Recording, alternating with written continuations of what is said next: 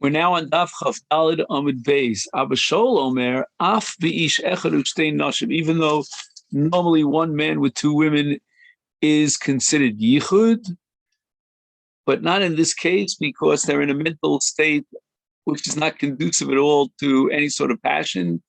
There's mourning, there's grief and burial. The Ein Omdim Ola B'Shura. As far as this young infant is concerned, we're not going through the regular grief, mourning, and burial because we're talking about a tinok yotze b'cheik within 30 days of its birth. And therefore, there's no din of shura for nicham avelim. V'ein omrim all of other dimensions of nicham avelim that apply to burial, namely berchas avelim, an entire series of brachos, which is delineated in the Gemara in Ksubis, or tanchumei avelim. No tanchumei avelim. However, ben shloshim, once the baby was born for a full 30-day period of time, and it's no longer a nefel, then yotze b'dluskima. Again, this is not a full coffin, 100% covered up mess, but it's some sort of a burial box, and that's covered. Rabbi Yehuda Omer, lo dluskima haniteles b'katev, ela haniteles ba'agapayim. According to Rabbi Yehuda, we're not talking about a box that you carry on your shoulder, which would be carried by one single person, but rather haniteles ba'agapayim, but rather the kind of luskimo that's carried by a minimum of two people, and that's a more respectful carrying of the deceased. And again, the child has already reached 30 days. Once it's reached 30 days, then the laws of Nicham Avelim apply. Ben Shnei Masar Chodesh, if the child is already a year old, Yotze B'mita, then we give it the full kavod of a regular mita. And Rabbi Akiva Omer, Hu ben shana ve'varav ki ben shtayim. If you have a child who is 1 year old and its limbs are like that of a 2-year-old, or hu ben shtayim ve'varav ki ben shana, its limbs are like that of a 1-year-old, but it's 2 years old, then yotze b'mita. As long as one of these two conditions have been met, it's either already 2 years old, or it's 1 year old, but its limbs are complete like a 2-year-old, then it gets the full kavod of a mita. So that if you want to take it out in a mita, then the infant has to be 2 years either in age or at least in its development. Rabbi Shimon ben Elazar Omer, hayotze b'mita rabbi matzhivin olav. It means that there will be an expression of public grief. And why is that? Because according to Rabbi Shimon Gamliel, ben Elazar, excuse me, there is, once a mita is used, then Rabbi Matzhivin Olav. If the child is old enough to be accorded that honor, that covet of being taken out in a mita, then the public should grieve over the child. It's not clear exactly how the public will express that grief. Rabbi Lozman Azariah Omer, Nikar LeRabim, Rabim is asking bo.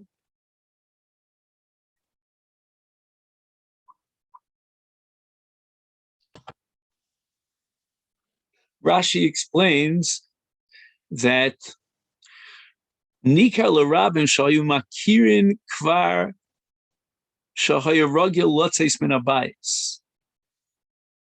So that Rabbi Elazar ben Azariah makes the public grief over the loss of this infant depended upon the fact that people recognize, they know the child. He was Ragil Lotzeis Min Habayis. And the concept of Rav Shimon Elazar, Ayotzumita Rabbi Matzivin Olav, Rashi says, Matzivin Margishin Umitztarin. They should feel that pain. And then their cheeks get red from weeping. But Eino Nikol Rabim, Ein Rabim is asking Imo. We don't require all the rabbis to get involved in his burial for covered a mess if they don't recognize the child. The child has never been out there. It's not mature enough. Now, the Brisa discusses a series of various minhagim regarding the death of a child. Uma hein vehesped, Rabbi Meir b'shem, Rabbi Yishmael Omer, Aniyim b'nei shalosh, Ashirim b'nei chamesh. If the parents are poor people and they are so attached to the child that they grieve, the child is the source of nachas in their life, then even if the child is only 3, then we eulogize the child. If the Ashirim lost the child, then the grief is not that intense and profound because they're not so dependent upon the child, they're wealthy. And therefore, unless the child is a 5-year-old, we don't have hespedim. He writes that the eulogy gives some measure of comfort to the deceased survivors. Rabbi Yehuda Omer Bishmo, Rabbi Yehuda in the name of Rabbi Shmuel said, Aniyim b'nei chamesh, Ashir b'nei sheish. He had a slightly different text or transmission of the words and the ruling of Rabbi Shmuel, according to which the 2 ages are not 3 and 5, but rather 5 and 6. 5 for a poor person and 6 for a wealthy person. Ubnei zikenim kibnei amin aniyim. And if the elderly need the help of the child, and if they're so dependent on the child, and now the child never passes away, then we consider those children to be bnei aniyim. And even for the younger children, there will be hespedim, the elderly dependent upon the care from their child. Amar Rav Gidol bar Menashe, Amar Rav, Halach Rabbi Yehuda Shamar Mishum Rabbi Shmuel, and that is a chumrah, so to speak. But I guess it doesn't come under the halacha of halach kedriya mekil ba'avil, because this is really a reflection of perhaps the time and the place, the society, and the individual needs. And therefore, there's a general rule that we wait until the child is 3 or 5 for eulogies. Dorish Rav Anani Bar Sason Apischa Debei Nesia, a drush of Rav Anani at the entranceway to the house of the Nasi, Yom Echad Lefnei Atzeres Ve'atzeres Harei Kan Arbasa. If there was already a mourning, a kiyum of niyug fails for 1 day, probably even for 1 hour, then Atzeres is Mevatel Shiva, like Pesach and Sukkot, so he counted as if he had mourned for 7 days. And in addition, the day of Atzeres forms a bittul of Shloshim, so that the 7 days of Shiva, which are Ke'ilu, halachic, legal days of Shiva, are now Ola Leminyan Shiva, not only Leminyan Shiva, but also Leminyan Shloshim. They generate another 7 days, all told 14 days, leaving a balance of 16 days of Shloshim.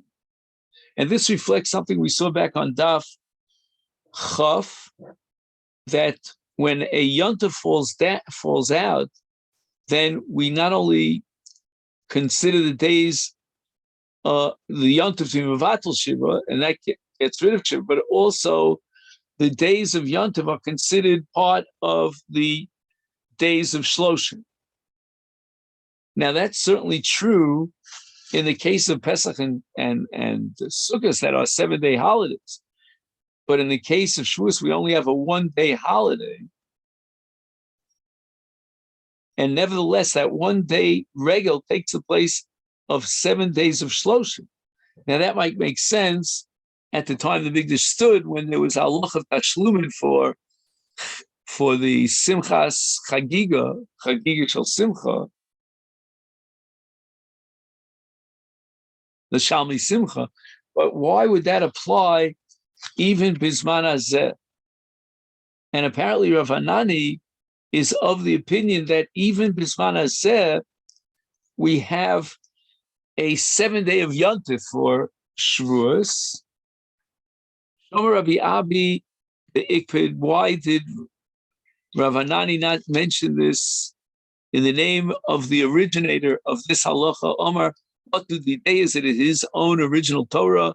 This ruling is the Rabbi Lazar. Omar Rabbi Yoshia. This is Rabbi Lazar in the name of Rav Oshia. And we'll see this in the Gemara soon. Darash Rabbi Yitzchak Nafcha Kila Deresh Galutza Yom Echad Lifnei Atzeres Vatzeres Arei Kan Arbasar Yom. Same thing as we saw in Rav Hanani. And again, the response is Shomer Rav Sheshes Ve'ikpid. Omar Atu Didehi de Rabbi Eliezer Omar Rav Yoshia. He should have said in the name of the original person who ruled it. The Omar Rav Lazar Omar Rav Yoshia Minayin Latzeres Sheyesh Lehem Sheyesh Tashlumin Kol Shiva. How do we know that if you didn't bring the carbon at the beginning of Yontif, or in this case on Shavuos itself, the Shalmi Chagiga, then we give you Tashlum in a 7-day period, like we do in the case of Pesach. Shenever b'Chag HaMatzos b'Chag HaShavuos. On the same pasuk, it mentions both Chag HaMatzos and Chag HaShavuos to create a hekesh.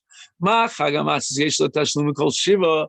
That if he didn't bring the Shalmi Chagiga on the first day of Pesach, we give him the entire balance of the Chag to bring in Shalmi Chagiga. So too, we give 7 days of Tashlumin for Chag HaShavuos yesh lo Tashlumin kol Shiva.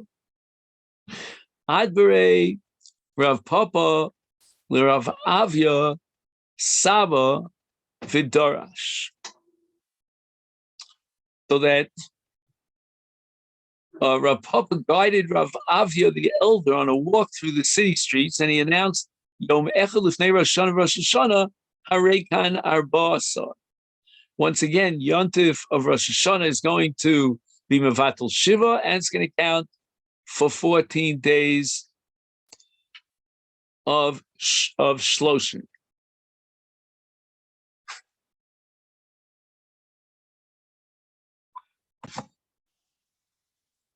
So once Rabbi Gamliel accepts the equation between Rosh Hashanah and Regel, the Mevatel Shiva, then he accepts and extends that comparison to the power of Rosh Hashanah to be Mevatel Shloshim, or to be Ola 7 days to Shloshim, adding 7 and 7, we subtract 14 from Shloshim. Again, the Kasha of the Rishonim here is very profound on this sugya, because it doesn't make any sense to put all the emphasis on the fact that Rosh Hashanah is considered like 7 days, because let's say Rosh Hashanah was not considered like 7 days.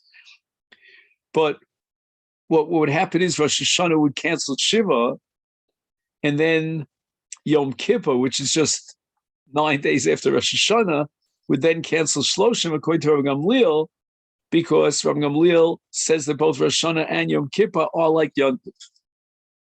Amar Avina Hilkach Yom Echad Lifnei Achag V'Chag Shmini Shalo Harei Kan Esrim V'Echad Yom. When we have Shiva being observed for 1 day before Sukkot, then Sukkot comes in, it's Mevatel Shiva. Sukkot, the 7 days of Sukkot, is Ola Leminyan Shloshim, so that's already 14 days, plus Shmini Atzeres, which is a regel b'fnei atzmo, is also Ola Leminyan Sheva, because again, we said the Rosh Hashanah is Ola Leminyan Sheva according to Ram Gamliel, and therefore Shmini Atzeres as a regel b'fnei atzmo is Ola Leminyan Ola Sheva, so you've got 7, 7, 7, that's 21 days of Shloshim. Ravina Ikla L'Sura de Pras, Ravina came to the city of Sura de Pras, Amalei Rav Chaviva, Misur de Prasla Ravina, Omar Mar, is it true that you had said that Yom Echel Lifnei Rosh Hashanah Reikan Arba Sar Yom? Amalei Ana Mistabra Kiram Gamliel Hu Diamina. Ravina said it's logical that I was relying on Rabbi Gamliel, and therefore Rosh Hashanah is no different than any other regel, and therefore hence it's Ola for Arba Sar Yom. The Mishnah says Ein Korin V'lo Choltzin, the Ein Mavrin Ela Krovav Shalmes. Only the close relatives of the deceased will rip their garments as a kiyum of kriya. They will bare their shoulders as a kiyum of havelus, and that's part of the burial of the dead. And they will eat the special meal, the Sudas Havra, the first meal after Kvura, when they begin sitting in the base Avel, Shivas Yom. And others who are not Krovim and are not obligated in the mitzvah of Avelus should not be doing so. Now, this might be a reflection of the fact that, number one, the minig is to tear the clothes at shoulder length, walk with the mita and expose the shoulder. And the minig of Sudas Havra means that the very first meal he should not be feeding himself, but rather should be provided by others. Now, an immediate relative of the deceased will mourn for the deceased. Let's say a child for his parents, a sibling for a sibling, a parent or a spouse for a child, or a husband for a wife, etc.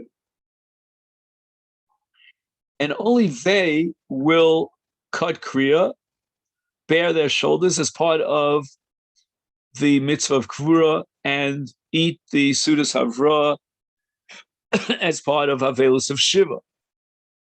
The ein mavrin ella al mita zekufa, and during the eating of the sudas havra, the avel will sit on a mita kfuya, but anyone else who's not a close relative and it's not chayv and avelus will not sit on a mita kfuya, but rather will sit on a mita zekufa.